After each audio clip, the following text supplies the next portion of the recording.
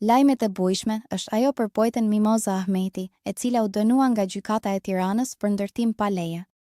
Vajza e saj, Eir Plasari, tha se ndodhi për çështje burokratike, por falenderoi kryeministrin Edi Rama për ndërhyrjen, duke i quajtur një gentleman. Situata nuk ka qenë shumë e bukur, por janë gjëra që ndodhin.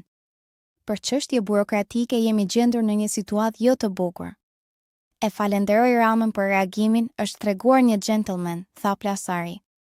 Poetja Mimoza Ahmeti u dënua për ndërtim pa leje nga gjykata pasi rindërtoi shtëpinë që ishte prishur nga tërmeti në të njëjtin vend ku e kishte pasur në Petrel. Një moment i shkëputur nga kamerat e Big Brother VIP Albania 5 ka ndesur një valë të madhe indinjate dhe zemërimi në rrjetet sociale. Protagonistë të kësaj videoje që po bën xhiro në internetit janë Rogerti dhe Miri, të cilët janë dëgjuar duke bërë komente të rënda dhe të papërshtatshme për Selin Bollatin. Teksa dyshja po konsumonte ushqim në tryez, Selin ka kaluar përballë tyre. Në këtë moment, Rogerti i drejtohet Mirit duke ulur zërin për të fshehur fjalën e plotë. Imagjino për shembull një film për të tre kështu personazhe. Miri, nga ana e tij, nuk e ndalon këtë bisedë, por ja kthen me bindje, e ke të sigurt. Ngacmimi vazhdon në momentin kur Rogerti i drejtohet drejt për drejt Selinës duke i thënë: "Gati na ra ushqimin nga goja o Selin", koment të cilit Miri i shton: "Mua më ra". Skenari i tyre nuk ndalet me kaq. Kur pranë tyre kalon mali, Rogerti komenton: "Ja dhe ky", ndërsa Miri e plotson fjalin me një konotacion të qartë denigrues: "Ky është ai që vjen nga mbrapa, që ha hakullore".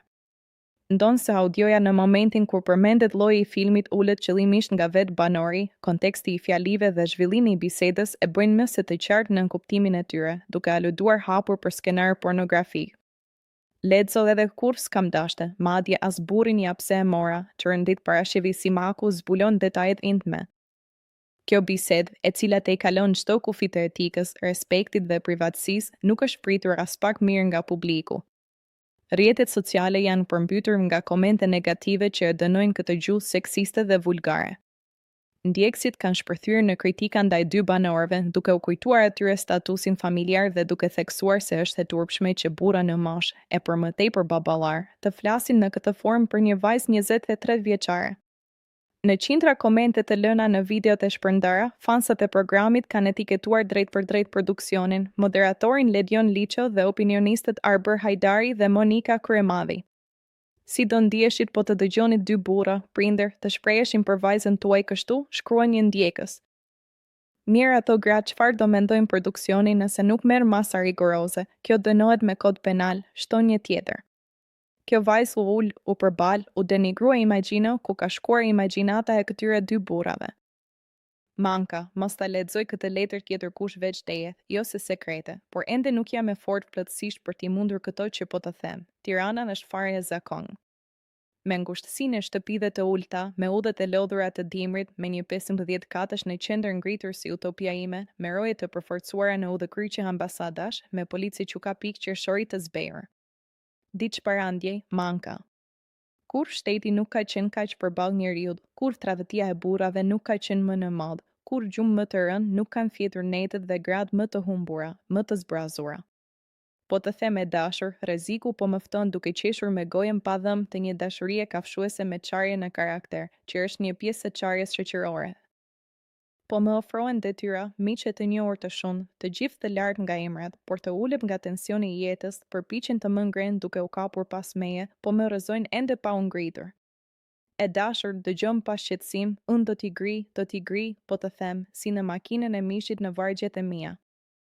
Këtë javë rikthehet sërish në Big Brother VIP Radio në Top Albania Radio ku personazhet e spektaklit po zhvillojnë intervista me pyetje dhe përgjigje mbi zhvillimet që kanë ndodhur deri më tani në shtëpinë më të famshme në vend. Top Albania Radio ka ngritur aty një studio radiofonike ku deri në 18:00 personazhet po rrëfejnë eksperiencën e tyre në lojë. Në panelin e radhës kemi Mirin dhe Selin, teksa i ftuar ishte Rogerti. Rogerti u pyet nga Miri për 5 finalistët e tij në Big Brother. Rogerti: "Unë mendoj që do jenë 4, por me që po më kërkohen 5 atëherë ata janë Miri, Rogert, Selin, Juela, Brikena, ndërsa për finalistin e parë shprehet se Miri duhet të jetë i pari dhe do ishte më kënaqur për Mirin se sa për veten e tij." Rogerti, Miri e meriton finalen më shumë se sa të gjithë ne, ai më ka mbështetur, më ka sjellë qetësinë, jemi ndoshta dyshja më e fortë në historinë e Big Brotherit. Ftuar mëngjesin e sotëm në studion e emisionit Akerup ka qenë bashkëshortja e Mirit, banorit të Big Brother VIP 5, Rabea Shahini. Gjatë kësaj interviste, ajo ka folur për rrugëtimin e Mirit brenda shtëpisë, por edhe ka sqaruar përfundimisht sa shethemet që kanë qarkulluar në media lidhur me martesën e tyre. E pyetur se si ka përjetuar aludimet e njerëzve që e vinin në dyshim marrëdhënien, Rabea u shpreh: "Unë jam mësuar nga politika që shprehen shumë gjëra që nuk janë gjithmonë të vërteta. Nuk është se më prek shumë, por ka shumë gjëra që nuk janë të vërteta. Ne as jemi ndar, as kemi ndonjë marrëdhënie të çuditshme." Në vijim të bisedës, ajo hodhi poshtë në mënyrë kategorike zërat se Miri është martuar për të përfituar dokumentet gjermane, duke zbuluar arsyeën e vërtetë të kësaj situate.